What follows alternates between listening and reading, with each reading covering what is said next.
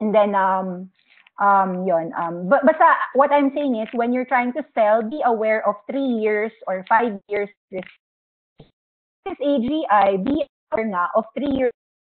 This one, year 2013, there was a massive distribution in AGI. And this happened from 22 to 32. So, understand that bullish divergence ngayon yan. It is not a sell signal. But patience, because accumulation can take 3 years too. 2018 pa, baka sakayan mag-break ng 16. So, you need to know how to sell based on the stock, kung ano yung time frame. If you're trading an AGI and then bumili ka rito sa 12 to 13, sabihin na natin 14, bumili ka, understand that your loss is here at 12.8, 13, but your reward is about here at 22 to 24. Pero kailan? Well, it's probably gonna take 3 years. So if you can make a 100% gain in 3 years, that's not bad. Especially when you see something like this, nagbo-bullish divergence. Your selling should be dependent on yourself. Time frame mo rin. Siyempre, kung hindi mo kaya maghintay ng mga 2 to 3 years, huwag mo nang mag-trade ng ganyang stock. Okay, this is ALCO. Triple test confirmed yan sa 1. And you have a MACD sell signal. And your basis of support is here at about 80 cents, 90 cents, even piso. Notice from 20 cent, nag-160 yan. Kayo, kung meron pa rin kayo niyan, tapos hindi kayo makinig dyan sa sell signal na yan, problema nyo na yan. Kasi the chart is saying, it's a sell. Okay? It's a distribution pattern. Okay, this is gap down sell signal. No questions asked yan.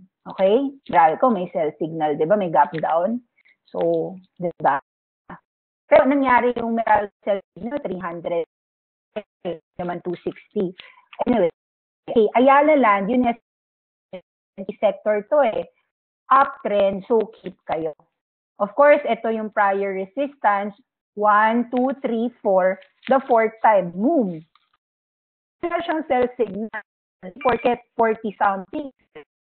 Actually, it's a buy on dips. Yun is Aboitiz power. Ayun, below break the 200 SME. Notice na lahat ng rally na trap dito sa 44 to 46. So yan yung consolidation ng sobrang swak na distribution. Kaya huwag kang bibili ng ganyan kasi wala ka rin risk reward eh. Kung tama ka man dito, saan mo ibibenta? Dito. 38 to 44, paano kung bumagsak dito sa 34? Wala kang risk reward, kaya just opt out. Kahit na kumita ka man, medyo maliit yung reward mo for the risk that you're taking. Kami sa saying na pag multiple year pattern, buy low, sell high lang. So in ATC case, 40 cents yung low, 100 to 110 cents yung high. So kapag nag 5-year scale ka, ang median mo is about 60 to 70. Diba? So yun, regression lang kapag mga ganito, box lang to, wala tong trend, buy low, sell high. The nearer you are to 70, you buy. The nearer you are to 70, you sell. Ngayon, 50 cents, so it's near support, diba? I'm not saying na you should buy this kasi kung hindi nyo naman trip yung mga range bound, hindi ka rin dapat mag-trade ng ganyan. And then, I see na yung behavior. So, this is, you know, kasi dati push down, push down, push down, push down, push down. Anong mali? It will slow slumber.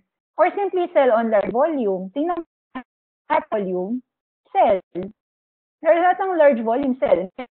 Volume. So, hindi yan sell. Pero nakita downtrend. So, pag pinush niya ulit yan, sell ka na ulit.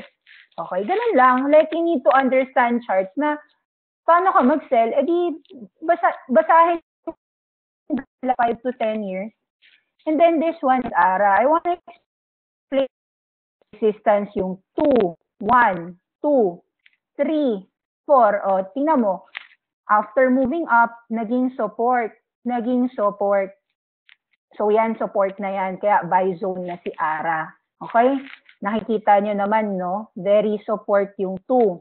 Ngayon, high support yung 250, higher low, pwedeng mag-new highs.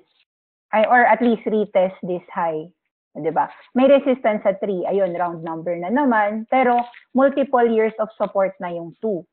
Okay. Then this one is the Alalan, I like those Araneta. Kahit na hindi mo trade yun, kailangan you recognize an uptrend.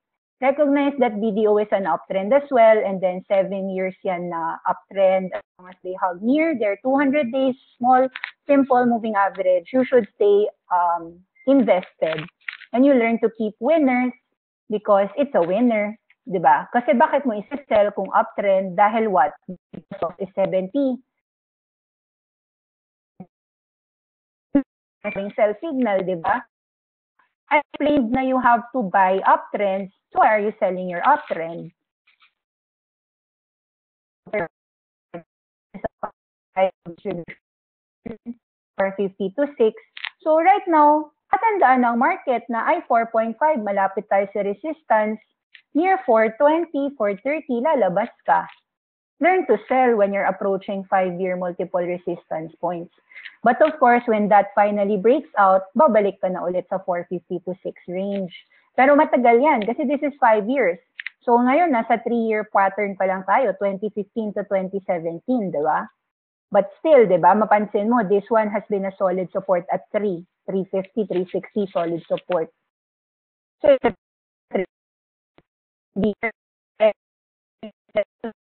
the zones. Your selling zone is here actually from 250 till about 4 resistance yan.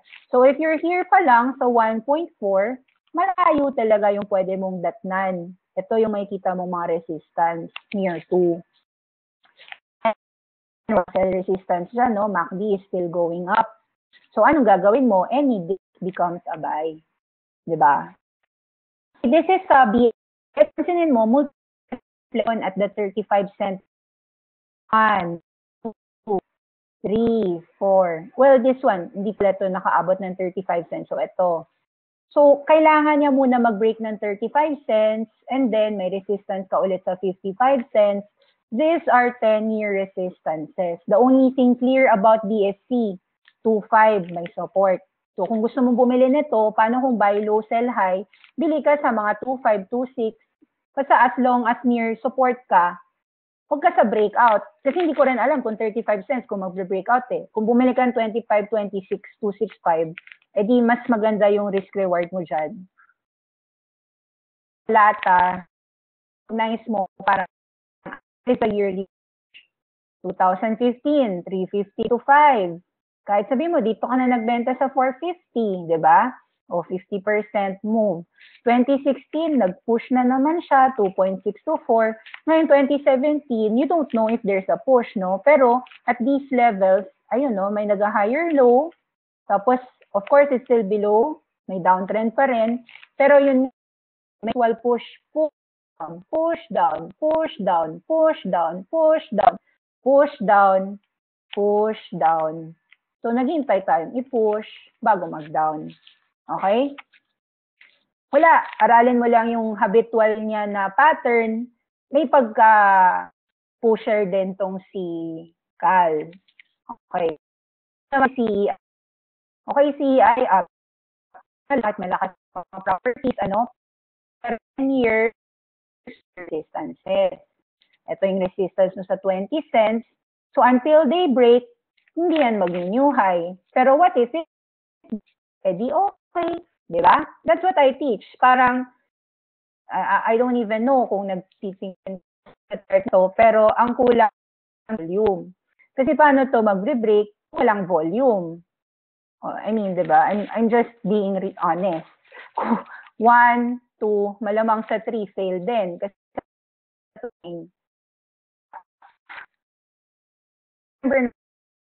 you will regret. 2, be positive 0, new highs, the price is above 200-day moving average. 16 has been shown to be a very clear support. You don't want to sell stocks like these. I'm just saying na parang, di ba, how to sell. Ba't ka magsisell ng new high? Di ba? O, yun. Aware of resistance. PM. Resistance, 1.2, 1 peso. So, bibili ng 92 cents, baka hindi mo alam na, sa piso may resistance. Di ba? Asan support dito? Kung di ka bumili rito, sorry ka. Of course, makyat, no? Pero kailangan sa 1.2, may 20 cent ka na move na resistance. Study 20 years and high regard bet. This is cyber. Your low is about 20 cents, your high is 1.4. Fibonacci type 50 cents, no? 80 cents perspective, 80 cents is the 50% Fibonacci, and this has always proved to be a multiple strong resistance. Year 2007, year 2009, 2010, 2011 nag-breach, pero bumaba ulit. 2012, resistance pa rin. 2013, resistance pa rin. 2014, 2016, sa 2017, malamang, kung umakyat dito near sa 80 cents, labas. Of course, dito may support ka rin. Kita mo dyan. Okay? So, just watch multiple years of support and resistance. Okay. Resistance at 13, resistance at 6. So, 2016, resistance at 6 to 7. The lesson of the day, look at 10 years or more charts, not 1 year chart. Price below the it's simple. Warning, this is the dragon. If you still have it, ingat kayo because this is 80, that is your long wick, that is a sell signal, and then you have a breakdown. This is a 38.2 Fibonacci from a multiple year scale. The MACD is below 0. These are all sell signal warnings. I will not say where it will fall. All I know is that you have multiple resistance at 55, 60 and above, and you should not have a stock that is downtrend. Where a position moved up dati, okay, if it is always a sell signal on the bearish divergence, then in the future, if Bison hits a bearish divergence, then you sell. Right now, wala pa. 940, wala siyang movement. Mukhang tulog siya. Pero if it moves up, okay, you sell it there. Hintay ka ng bearish divergence. Right now, wala naman. Tulog lang siya. Comatose. These highlight. Okay. 1, 2, 3, 4, 5. So, bili ka sa 14, 14.50. 14 is a breakout place. Nobody should sell on a 3-year and a multiple-year breakout, especially when you have strong accumulation and the strong MACD is going up. Am I sure that this is a resistance? Well, I know 16 is a prior resistance, but if 14, 14.50 is my buy point and my cut loss is 13.8, 13.5, I still make a good risk reward. And what if it goes new highs? We want to buy strong uptrends, and this is one of them.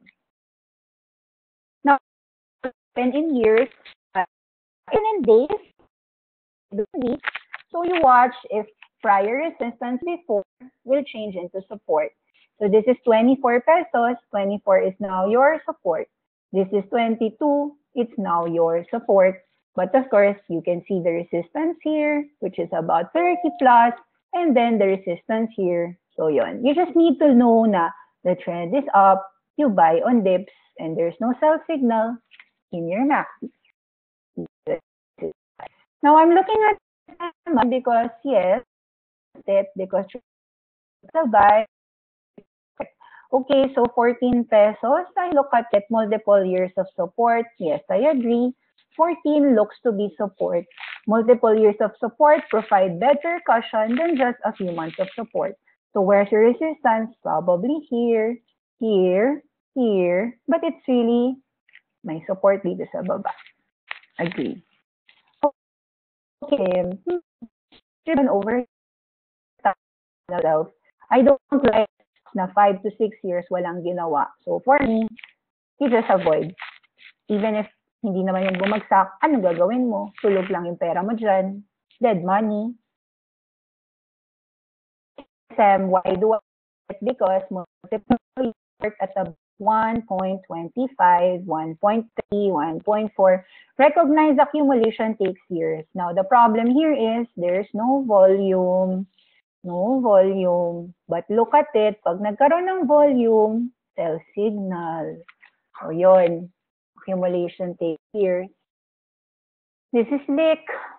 LIHT from a multiple year pattern. Nag-roll reverse sa Seems holding. MACD seems going up. Okay, so if that's the case, I see resistance at 1.5 and there is support at 1. We'll see. If mali, di cut loss below 1, 99, 98, 97 lang naman yan. Okay, look at it. It's about 1, 2, about, ano ba to? 6 na to? 2 has been holding since year 2016. So maybe I buy near 2, I can sell and trade the range here kasi palaging naiipid sa mga 2.6. Pero pag nag-breakout, ito na naman yung resistance, which is here. Okay? 2015 resistance should be respected. Macro Asia, resistance at 5. 7, there was a resistance at 5 to 550. Ito rin, nagkaroon ng resistance ng year 2014. Okay, pero yon may support dito sa mga 2.6 below 3. Okay. 0.7 wala sell signal na may 5. I mean, but kung 5 kung bumili 3, edi okay. Laki ng reward. So, risk-reward ratio. Now, you study pa may ceiling push away. Selling again, push again, down. Push again, down. Push again, down. Push again, down. So people are just waiting for this to be push again before it goes down. Ganun talaga siya, may habit. Notice mo nga, so you can MRC, you know, 60 cent year 20. So I don't know, we to see is to believe, di ba? Right now, support talaga yung 30 cents. Can it go 60? I will watch. But if you have it, looks like it's bullish naman. So we just wait and see where it goes. Some people even say piso. Piso is hard, nandito yon. You have to break 60. You have 70, you have 80. Trail ka na lang. Basahin mo na muna yung chart. Okay, slide. I think you have to take out this one. Ang dami mo 1.2. Ayun. But supported at 1. 3% not attractive for me. Okay nga. SM sector. So you just let it go up, up, up. I don't know where it will end. Pwedeng mag 50 pesos. I don't know. Maybe after mga 5 years. We'll see. Resistance 50. Okay, so this one, even if nag-break out siya ng 200K, pwede siyang buy low, sell high.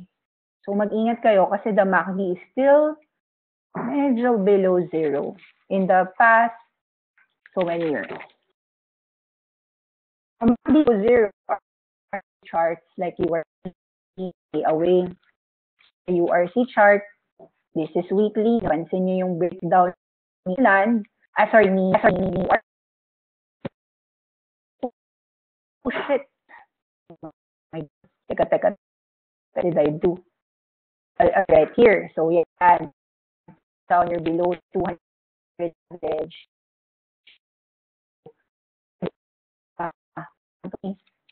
Or even basta stay away pag ganyan yung chart pattern. Huwag mo nang isipin. Kahit kumita silang 5 to 10 pesos, so what? Ayan na yung downside mo.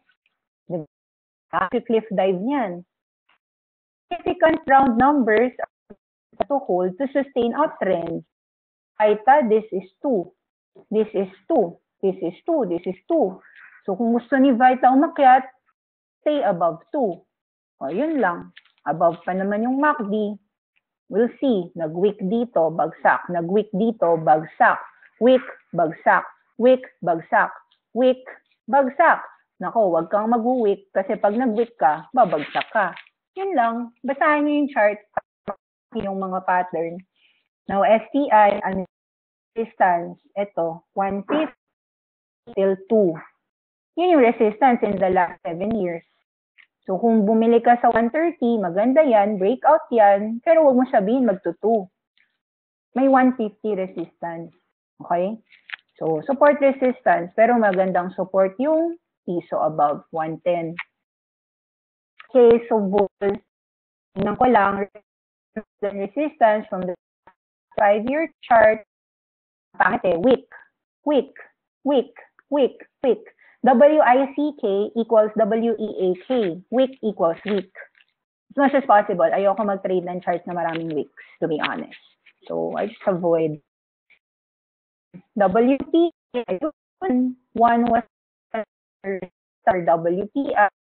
Imagine mo, tagal-tagal, 2007 till 2017, 10 years, pumiso ulit, tingin mong mangyari dyan, edi sell.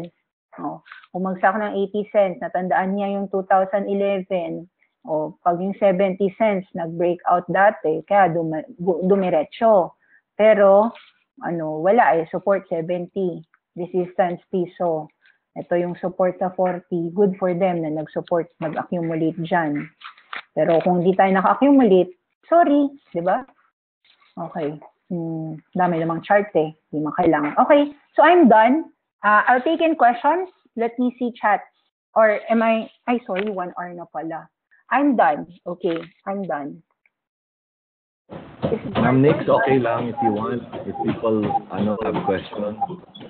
Sige, let's questions. Sige, let me answer.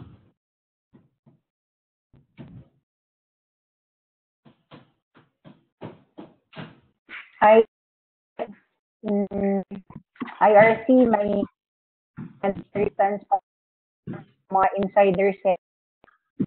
Usually, so let's learn the chart again. DHI has 1 cents ang resistance. NRC nagre-recover. Teka ha. May support sa 1 point. Kaya isa. Sandali.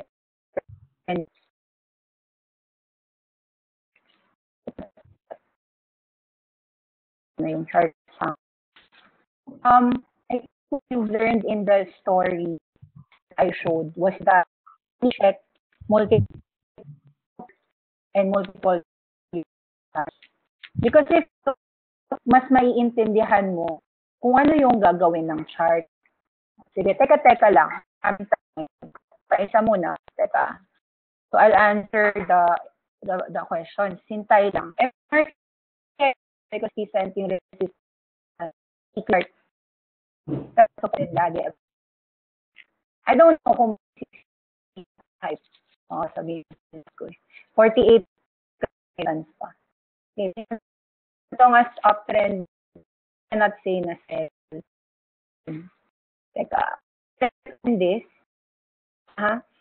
IRC. So, 2 is go to the weekly. Siyang daily. Yun.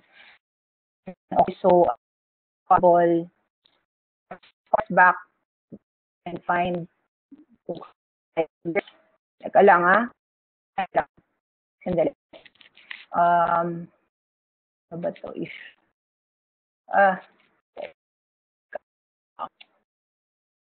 ba to sandali wait, where is my chart? So okay, so see at 50 cents na 210 3. Get the pico, get the low. Ano nagkaroon ng ito na, mga 40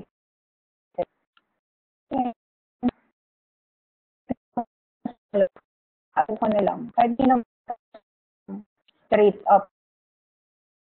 Ako, what can nag-break down ayun, so 25 cents. At this point in time, for old, kasi port sila nakikita sa 1, 2, and my volume lang is buy low, sell high. 120, pagbali, 95. This is just test stock. Okay? Let's some more questions. Somebody C10, no? C10. Teka lang one. Mahina. Okay, so this is weekly. Can use to trade at 70 cents. Well, 90. Highs, no? Dito sa 1. Nag-double. Yan. Nag-recover sa top. Nag-double. Maraming distance sa 2.4. It's sa 2 peso. So, hindi ka mag-support dito. Ito. Itong 1.8. Pero again, I don't take these stocks kasi kita 2.18 is a 2.4 is a resistance. I thought only because kapag weekly, mas, ayan, nakikita mo naman yung week. Yung week. And I like to out weeks if possible. For me, kapag maraming weeks, yung seller, hindi close near. Okay? It has a lot of weeks. Okay, let's see. If then see. Let's everything one. Hindi ko kaya sagutin lahat. IBR. I think it's interesting. Like this. I think to create the course. Notice na at one there is a support. So, 1.2 is the resistance. I see at 1.6 or even as high as 1.9. I consider it good chart. Kasi, uy, pero there's a long week. Diba? Ko na 7 nag 100% in 2 weeks. Buy or back. So, ito, if ako mag-see, click this, buy low, click the high, 1.20. Boom. High price. 594. And I don't mind. Click kahit dyan sa 96. 101. Sige, laban ko yan. 786 rule. Na save ka, I always you buy this. You buy this 85, 54, kahit yung 90 mo dito. Yan na 70. Hindi siguro yan babag. You buy it, flag dyan. Ay, sa akin yung mga flag na ganyan. So, yeah, I'm watching this stuff. I am interested. Ano ba yung mga tanong? Sandali. Mahina ka laban.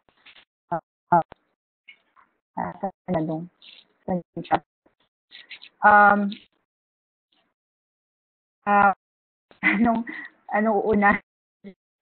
Eagle gusto ko ka may support. Kailangan ko ba sa medyo harap? Teka lang. Sagutin ko hanggang dyan. Sandali. Fat loss or average gym?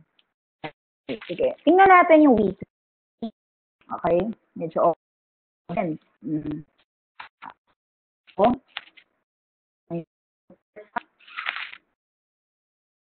So, ganito. Tapos,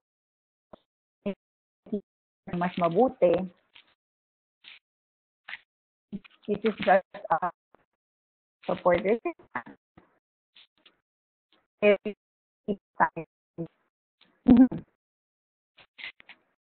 Yeah. Mas na support yung 75. Kunwari, ganyan. Natin malaman. So, gawin mo, ine-negative ko. Negative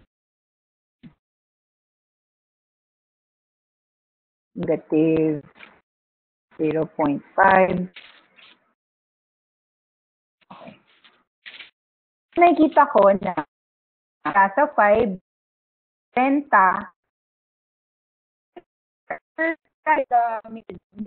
na 1750.